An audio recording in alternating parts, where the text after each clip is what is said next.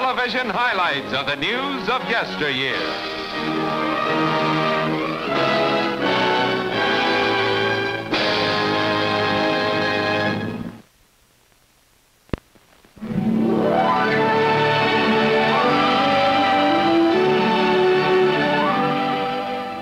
Last years of Luther Burbank. Here at 73 is Luther Burbank at home in Santa Rosa, California with his wife and pet dog, Trixie. The man from Massachusetts is younger than springtime or first shoots of one of his many experimental seedlings. Chances are it'll be Trixie who tires first. Famed American naturalist and plant breeder, Burbank develops large-grained and rich-yielding Victory oats in 1920s. Big improvement over any variety then known. This is result of years of patient work. And here Burbank examines his giant artichokes.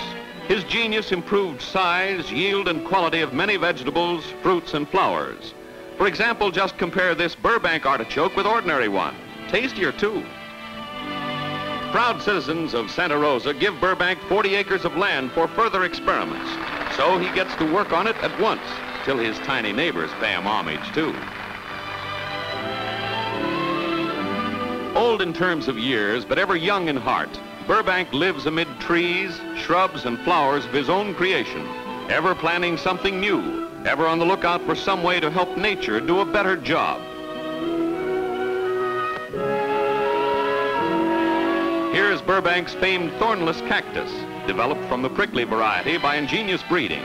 Boon to cattle of cactus lands, it also bears fruit that, far from being merely edible, seems to provide a pretty tasty dish.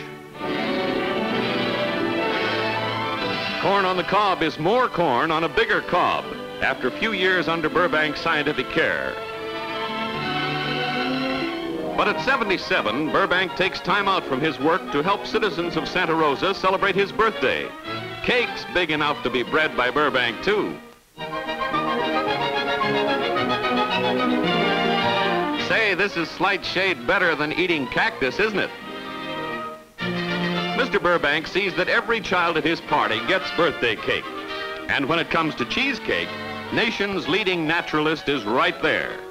For this 1925 search for Miss California is just nature in a bathing suit. So Burbank is on hand to congratulate California's most naturally beautiful girl. But work much nearer to his heart has him driving first nail into grandstand prior to planting of trees along California highways. As usual, children follow this great man of nature as he improves and beautifies the world about him. Today, the highways of California are lined with gigantic trees.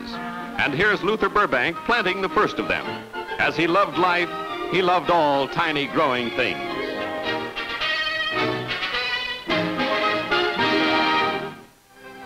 But in 1926, his life came to an end. Yet there's no end, nor will there ever be a finish to the good he brought mankind with his amazing fruits and flowers. The eulogy by Judge Ben Lindsay will re-echo all through time for Luther Burbank, great American and man.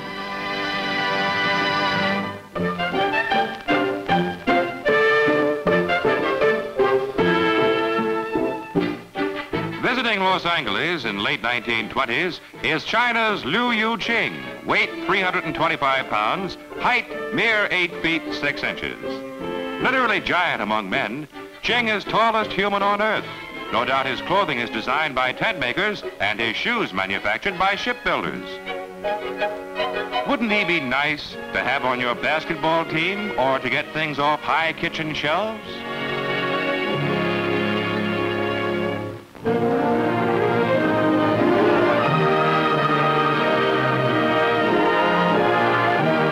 Member of one of America's most prominent families, here's famed General Cornelius Vanderbilt in early 1920s. Colonel of 102nd U.S. Engineers in World War I, Vanderbilt was made brigadier before end of hostilities, retained that rank in Reserve Corps. His brilliant career ended in 1942. The Larrimore sisters, Stella and Francine, are on vacation in early 1920s. In 1925, Stella was star of Bernard Shaw's Arms and a Man. Francine was heroine of many stage productions in both 1920s and 30s. Pelham Grenville Wodehouse, better known as P.G. Wodehouse, is an author on vacation in early 1920s. Well-known British writer of Jeeves and other stories, is accompanied by his wife, the former Ethel Rowley Wayman, whom he married in 1914. Following novel The Intrusion of Jimmy in 1910, Wodehouse authored lengthy string of successful books.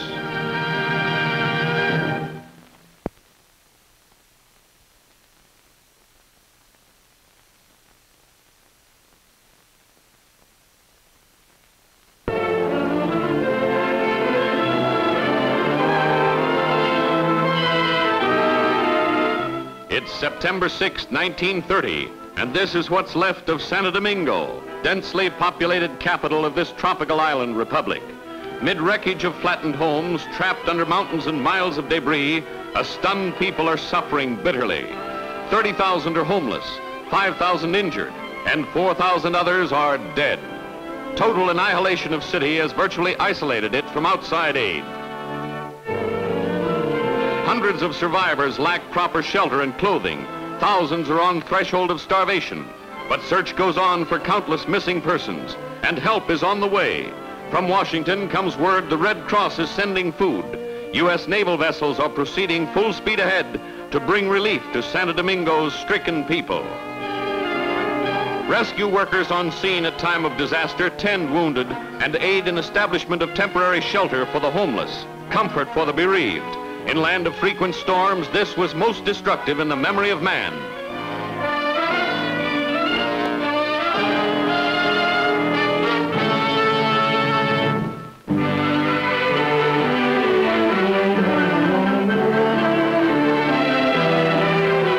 With a perhaps envious look at Vincent Astor's newest yacht, Lucky, 3-year-old German Shepherd, swims last lap of 156-mile Albany to New York paddle down Hudson River. It's September 26, 1928, and Lucky, who understands nothing but German, is some swimmer. After a total of 44 hours and 52 minutes in water, for new record, Lucky is world's cleanest canine.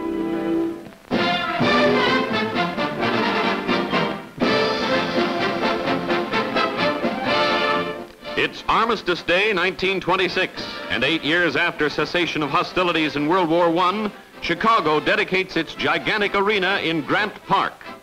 Among speakers are Scott W. Lucas, State Legion Commander, Commander John Rogers of famed Hawaiian flight, Illinois' wartime Governor Frank Loudon. Tremendous stadium is named Soldiers Field. Honored guests at inspiring ceremonies are Gold Star mothers of the then recent European War, sad-eyed reminders of victory's terrible cost. These old eyes saw the suffering of battle in Lincoln's time, and these trimly marching youths give hope that wars will be no more, as do these armed defenders of new won peace. Thousands cram $5 million stadium, and there's lighter side of Dedication Day. Members of Windy City's police force offer thrilling tug-of-war, and playing dangerously, others risk motorcycle polo. All in all, a truly memorable day.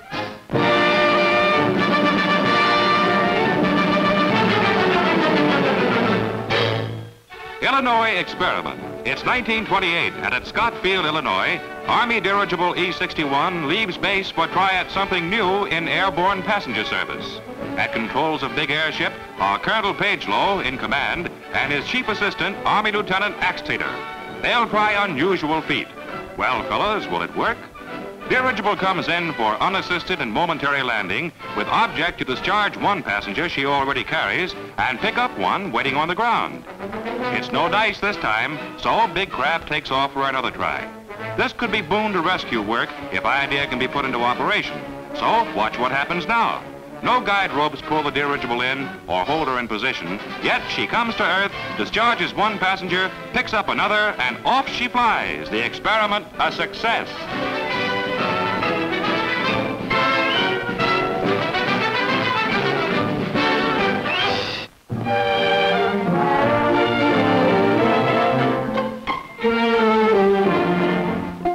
Fashions for Fun. It's about 1919, as anyone with a good memory for bad bathing suits can see. And on Tybee Beach, Georgia, bathing beauties try baseball, Doing what comes more naturally to the feminine, beach activity switches from running the base paths to doing the foxtrot. Not bad dancing either for the shape they're in. And of course, it's fashionable for men of the times to show off. These two-piece bathing suits must be lined with surfboards.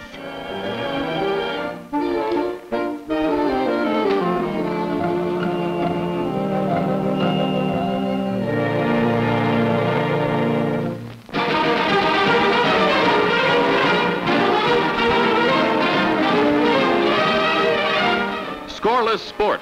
It's St. Andrew's Day, and in England, students of Eton go crazy over traditional wall game. In this mix-up called a bully, idea is to get ball away from wall and then pass, kick, shove, or stampede it to a score. In massive student humanity, there are 22 players, 11 on each side. Ancient game is so difficult, for 14 years in succession, our long contest has ended in a 0-0 tie.